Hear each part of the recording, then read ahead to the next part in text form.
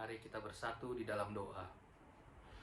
Bapa kami yang di surga, terima kasih atas waktu untuk merenungkan firman Tuhan di dalam Alkitab kami.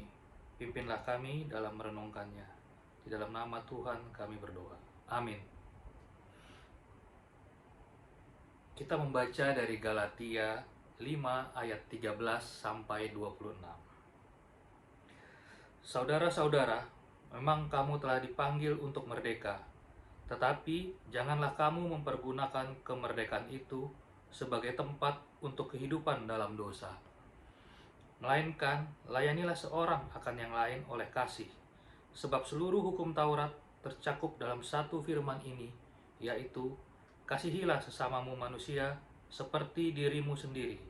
Tetapi jikalau kamu saling menggigit dan saling menelan, awaslah, supaya jangan kamu saling membinasakan.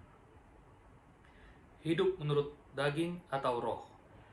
Maksudku ialah, hiduplah oleh roh, maka kamu tidak akan menuruti keinginan daging.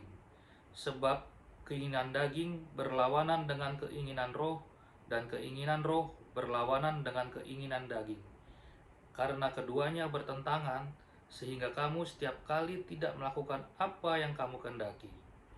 Akan tetapi, jikalau kamu memberi dirimu dipimpin oleh roh, maka kamu tidak hidup di bawah hukum Taurat.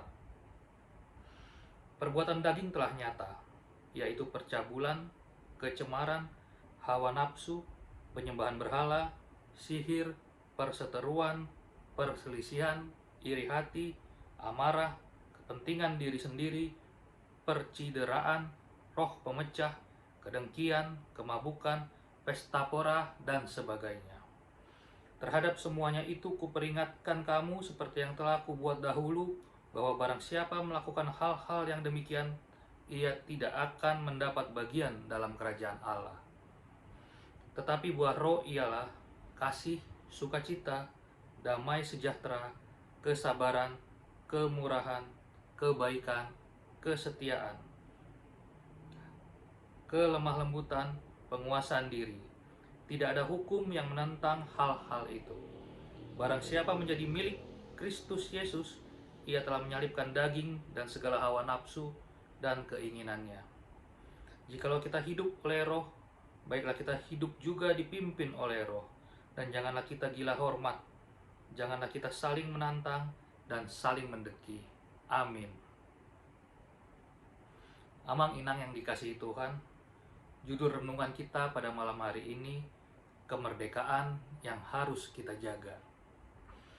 Kehadiran Tuhan Yesus di dunia ini memberikan kemerdekaan kepada kita, semua pengikutnya, memberikan kemenangan atas dosa-dosa kita, memberikan kita jalan keselamatan. Rasa sudah dimerdekakan, sudah diselamatkan, sudah aman, inilah yang disorot oleh Paulus terhadap jemaat di Galatia saat itu.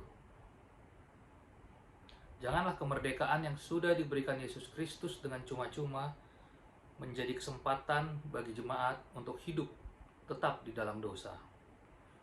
Demikian juga untuk kita, jemaat Tuhan hari ini. Janganlah kemerdekaan yang sudah diberikan dengan cuma-cuma oleh Tuhan Yesus menjadi kesempatan untuk kita tetap hidup di dalam dosa, tetap berbuat dosa. Kita mengaku percaya, tetapi berpikir untuk berbuat baik nanti-nanti saja setelah menjelang hari kematian atau setelah tua nanti. Sebagian lagi kita percaya, tetapi juga hidup dengan tidak taat kepada Tuhan, tidak takut akan hukum Tuhan. Kita berpikir bahwa kita sudah dimerdekakan, jadi tidak ada hukuman. Pertanyaannya, apakah benar tidak ada hukuman?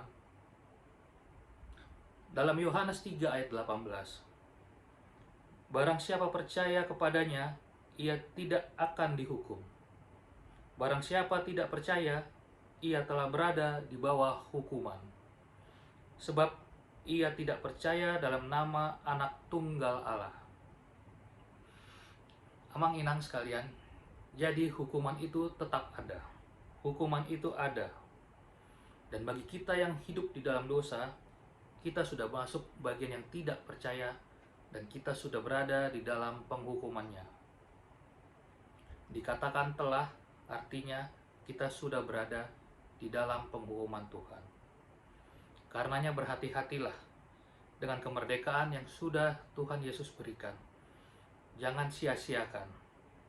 Jika sekarang kita hidup dalam dosa, kita minta ampun, kita perbaiki. Jika besok kita jatuh lagi di dalam dosa, tetap kita minta ampun, kita perbaiki secara tulus dan bersungguh-sungguh. Tetap minta pengampunan. Kodrat kita sebagai manusia memang berbuat dosa, hidup dalam daging. Tetapi karena kita sudah dimerdekakan, maka kita harus sedapatnya selalu menjauh dari dosa.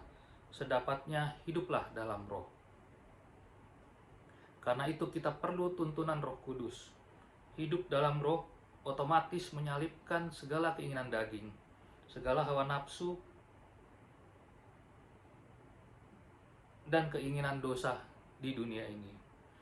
Dengan hidup dalam roh, kemerdekaan kita akan terjaga. Jikalau kita hidup oleh roh, baiklah hidup kita juga dipimpin oleh roh. Galatia 5 ayat 25. Selalu ingatlah kemerdekaan yang sudah Tuhan berikan, dan selalu minta pimpinan Roh Kudus.